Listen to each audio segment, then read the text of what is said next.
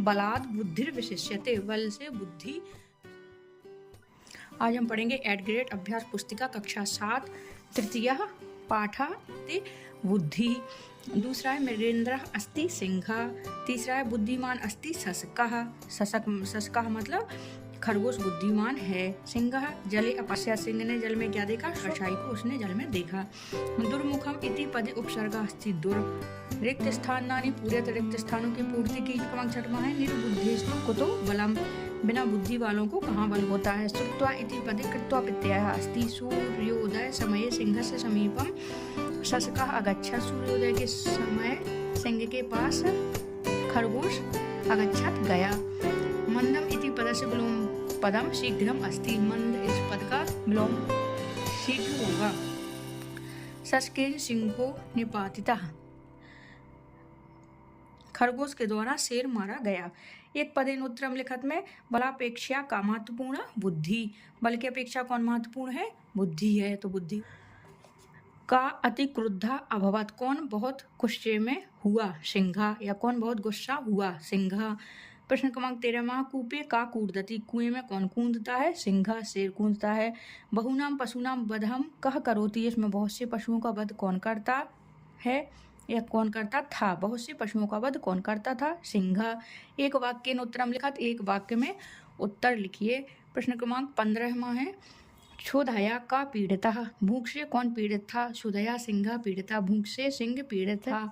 विलंबिन का आगता, विलंबिन शशकः आगता, विलंब से खरगोश आया। हे षट् कुत्र अस्ति सा अपरः सिंह इति का अवदत्, अरे मूर्ख कहाँ है वह दूसरा सिंह, यह किसने कहा? इति सिंह अवदत्, यह सिंह ने कहा। प्रश्न क्रमांक 18वां है, महोजस्वी सिंह कुत्र वसति, इसमें महोजस्वी सिंह कहाँ रहता था? तो आएगा उत्तर महोजस्वी सिंह एकस्मिन् पर्वते वसति, इसमें महोजस्वी महान बलशाली हाथी एक पर्वत पर रहता था।